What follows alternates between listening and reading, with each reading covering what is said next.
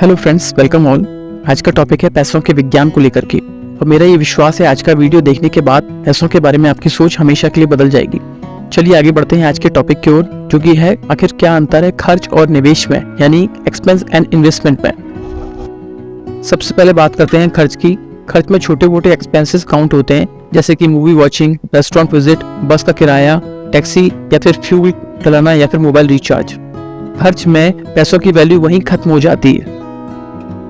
अब हम बात करते हैं एक्सपेंडिचर यानी खर्चों की, यानी जो पैसे हम बड़ी बड़ी चीज़ों पे खर्च करते हैं और लंबे अंतराल तक चलती हैं, जैसे कि mobile purchasing, TV, sofa, refrigerator इत्यादि। अगर हम अकाउंटिंग टर्म से बात को समझने की कोशिश करें तो एक्सपेंस यानी खर्च और एक्सपेंडिचर दोनों में ही थोड़े और लंबे समय में पैसों की वैल्यू खत्म हो जाती है। अब हम आगे बढ़ते हैं और जानने की कोशिश करते हैं दुनिया में सबसे वैल्यूएबल एसेट्स के बारे में, जो है टाइम एंड मनी, यानी समय और पैसा। टाइम एंड मनी जिसकी वैल्यू आप या फिर अगर कोई समझ जाएगा तो उन्हें कभी भी वेस्ट नहीं करेगा, बल्कि उनको इन्वेस्ट करना शुरू कर देगा। सबसे पहले बात करते हैं टाइम इन्वेस्टमेंट के बारे में। अगर हम इस दुनिया में सबसे महंगे और वैल्यूएबल एसेट की बात करें तो वो है टाइम, क्योंकि पूरी दुनिया की दौलत इकट्ठी करके भी आप अपनी जिंदगी का एक बीता हुआ दिन नहीं खरीद सकते हैं। अगर आप पार्टी करते हैं अपने दोस्तों के साथ तो आपने अपने टाइम को खर्च कर दिया, और अगर उसी टाइम में आप चाहें तो कोई बुक रीडिंग कर सकते हैं या फिर अपने स्किल को बिल्ड कर सकते हैं या फिर वर्कआउट कर सकते हैं, तो ये टाइम का एक इन्वेस्टमेंट होगा। हालांकि अब डिसिप्लिन है और रोज प्रोडक्टिव काम कर रहे हैं तो कभी कभार अपने आप को रिफ्रेश करना इतना भी बुरा नहीं है। और अगर बात करें मनी की तो इसको भी आप कई प्रकार से एक्सपेंस या फिर इन्वेस्ट कर सकते हैं। अगर आप अपने पैसों से शराब खरीदते हैं तो ये एक्सपेंस यानी कि एक खर्च है, और उन्हीं पैसों से अगर आप फल खरीदते हैं तो ये एक इन्वेस्टमेंट है, क्योंकि शराब हमारी सेहत को नुकसान करती है और फ्रूट्स फायदा। अपनी बात को एक्सप्लेन करने के लिए बात करने जा रहा हूँ फिल्म पुअर टू रिच की, जिसमें आप इस बात को कंसेप्ट को बहुत अच्छे से समझ पाएंगे, यानी इन्वेस्टमेंट वर्सेस एक्सपेंस। 2020 की ये हॉलीवुड मूवी अगर आपने नहीं देखी है तो आप एक बार जरूर देखें, आपका टाइम वेस्ट नहीं होगा।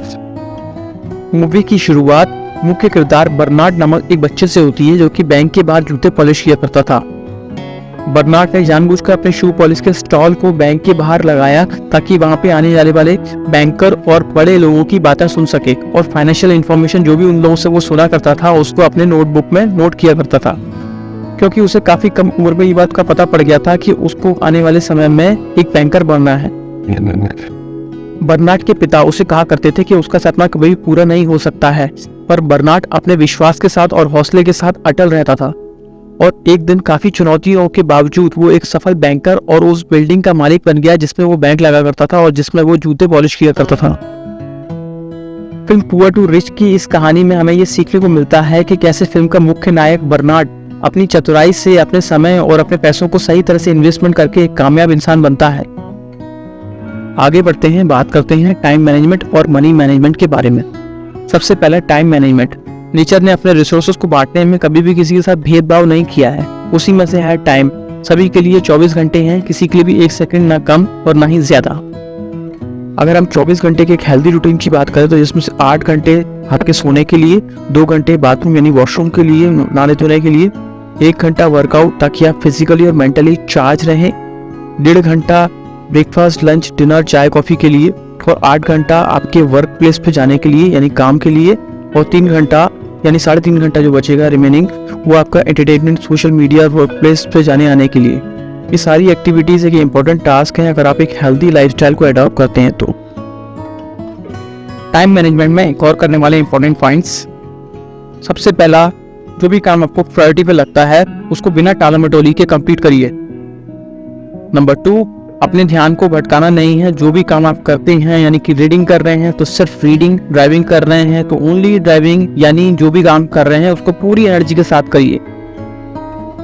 अगर हर रोज आप अपने टाइम को थोड़ा थोड़ा प्रोडक्टिविटी के ऊपर खर्च करते हैं तो आप गौर करेंगे कि थोड़े दिनों में आपको अपने अंदर से बहुत एक अच्छी वाली फीलिंग आएगी, क्योंकि आप अपने टाइम को यूटिलाइज कर रहे हैं। और वहीं अगर हर रोज आप थोड़ा थोड़ा करके अपने समय को वेस्ट करते हैं तो आप देखेंगे थोड़े दिनों में आपको अपने अंदर से एक गलत फीलिंग आने लगेगी, गंदी वाली, क्योंकि आप अपने टाइम को वेस्ट कर रहे हैं। Number 3, 80-20 rule. अगर आप गौर करें तो आपके लाइफ में आपको हर जगह 20% कुछ बेहतर नजर आएगा, फिर चाहे वो दूध हो या फिर आपकी कोई बुक का कंटेंट या फिर आपके फ्रेंड सर्कल या फिर कोई रिश्तेदार, आपको हर जगह 20% कुछ बेहतर मिलेगा।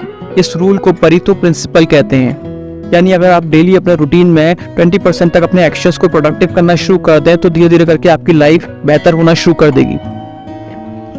Number 4, diary management.